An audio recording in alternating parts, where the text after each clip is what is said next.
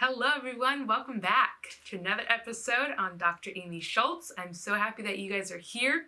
Today's episode is a goodie. We are going to focus on mycotoxins and biotoxins and how those affect our health. So let us start with biotoxins. So what is a biotoxin? A biotoxin is a biological, or I should say a toxic substance that comes from a biological origin. So mold, tetanus, botulinum, there's more, but those are probably the best examples I can give. A mycotoxin is a toxic substance that comes from a fungi. So there are a ton of them, but for today's video, we're going to talk about ochra toxin or ochra A toxin, Mycotoxin A, and Aflatoxin or Aflatoxin B1. So let us start with biotoxins. So biotoxin, I'm going to specifically focus on mold. Mold is a big deal, and I take care of a lot of patients that have either been exposed to mold or are currently going through this journey themselves. And what I find, and whether that be a biotoxin or a mycotoxin, the symptomatology is similar. So I'm going to read off just a couple examples, and there's more symptoms, but just a couple examples of common symptoms from mycotoxin and biotoxin toxicity. So fatigue, weakness, redness in the eyes, numbness and tingling, temperature changes, hormone imbalances, skin rashes, night sweats, excessive thirst, vertigo, increased urination. And again, there's more. What I do also commonly see with both of these is there's a lot of misdiagnosis. So patients that go to get checked out by their doctor and are just being diagnosed based upon symptomatology, not based on blood work or labs or inflammatory markers. So here's what I would recommend doing.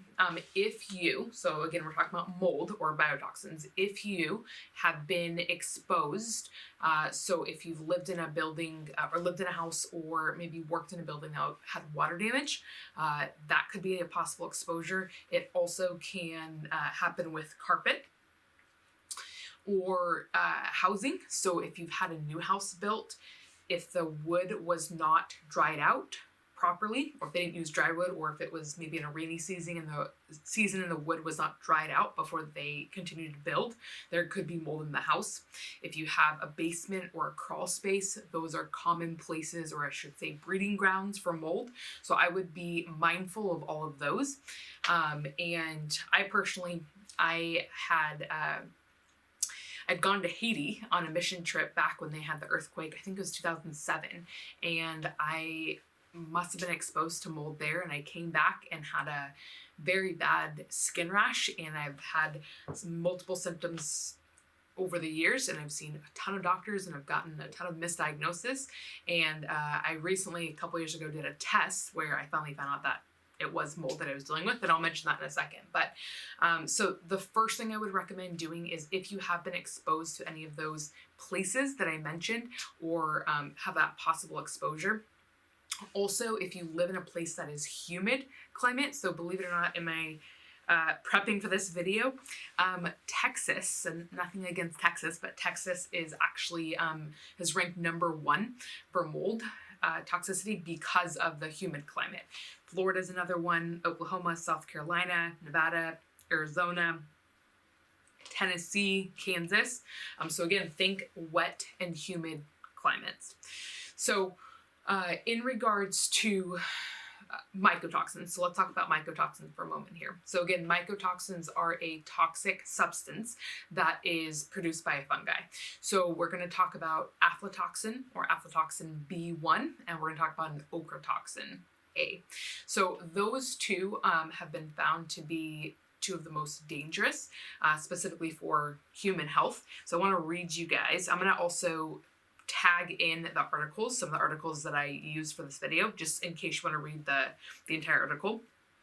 But Aflatoxin B1, so there's multiple aflatoxins, but B1 is by far the worst. It is the highest carcinogenic.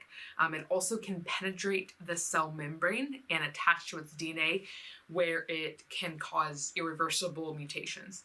So with that one also specifically, it targets the liver. So that's Aflatoxin B1. And ochratoxin A targets the kidney. So kidney cancer, kidney failure, urinary issues. It's also an immune suppressant. It's carcinogenic, and this is super interesting if you are a woman who would like to get pregnant.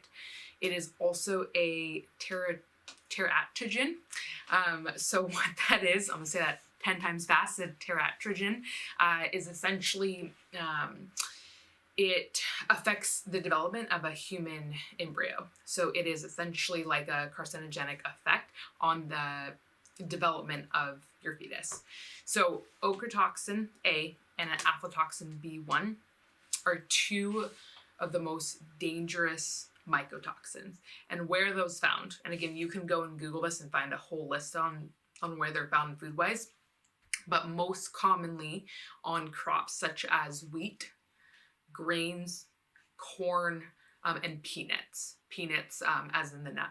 So if you are like, well, that's awesome, I don't eat any corn, I would look at things that maybe use corn. So tortillas, chips, cereal. Cereal's a big one too. Cereal's in the majority of the articles I read and came across, cereal was one of the biggest ones that they said has been found to have high levels. So if you consume any of those, so wheat, grains, corn, and peanuts, I would highly recommend cutting those out of your diet. Not minimizing, cutting out, because those two mycotoxins have been shown, I'm going to pull this up on my laptop, have been shown to not only promote cancer, we talked about liver and kidney cancer, but for women specifically, one of the articles I came across was maternal mycotoxin exposure and adverse pregnancy outcomes. So this was done in 2020, mycotoxin research, and it talks about how it can affect fetal growth and also promote neonatal jaundice in babies.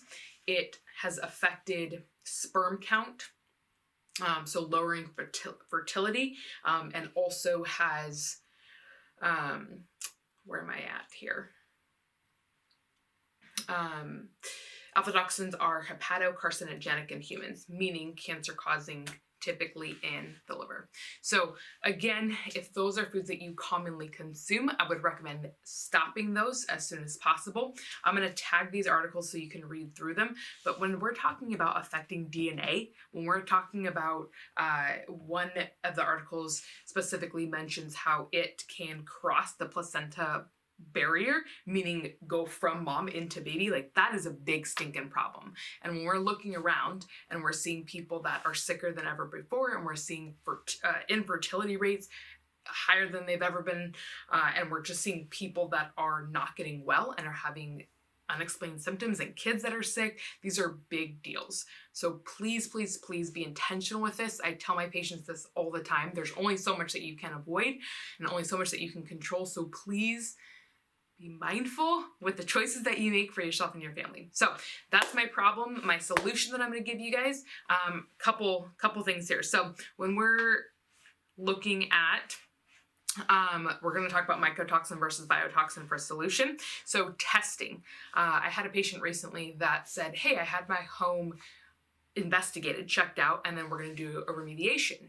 And I said, that's awesome. Make sure that it's two different companies that do that. So what I mean by that is if you're going to have someone come out and check out the building that you work at or the house that you live in, and they're going to inspect and say, yes, you have mold, you then want a company that's going to remediate it to be a different company, so that when you then have someone that inspects it, you're not having a conflict of interest to say, yeah, I did a good job, check my work. So I would highly recommend, if there is a possibility that you are living in a mold infected home, I would highly recommend having it inspected and then looking for remediation.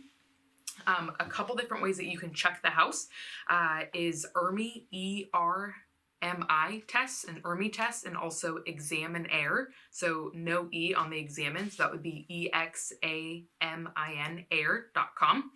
I would also highly recommend going to survivingmold.com. I believe that's survivingmold.com, and it's a medical doctor that goes through a bunch of information on nasal testing. There's a visual contrast sensitivity test, and you can do that from the comfort of your own home on your computer, a visual contrast sensitivity test on surviving mold. And the other thing that you can look at doing too is some states have what they call mold dogs. So essentially just for sniffing it out. I mentioned I did a test, and the test that I would recommend doing is from Vibrant America or Vibrant Wellness, and it's called Mycotoxin. So I specifically ran that one on myself 2 years ago. I told you I had struggled with a skin issue that I'd done biopsies after biopsies and did medication and blood work and was told maybe it's cancer, maybe it's infection, maybe we don't know what it is, maybe it's in your head. And so it ended up being mold, and I did a mold protocol, and the majority of my skin rash went away. And so I would highly recommend looking at the Mycotoxin test from Vibrant Wellness. The other thing I would recommend doing is if you do the test, the mycotoxin test on yourself, I would highly recommend finding a doctor that knows how to address biotoxins and mycotoxins safely, because again, once you find the problem, you want to make sure that you detoxify your body from those toxins. So in our clinic, we do various detoxes. I've done this for myself and many patients. So I would highly recommend finding someone in your area, a doctor that you can work with to smoothly and safely move these out of your body. Because again, these are damaging our DNA. They are being passed down from us to baby. They are affecting fetal development and setting us up for cancer in the future. So I hope this was helpful. If you have questions or comments, post them below. If this was helpful in the comments, give me a thumbs up. If you learned something, let me know what you learned. I'd love to hear from you guys. And I will see you guys soon. Looking forward to it. Have a blessed day. Thanks.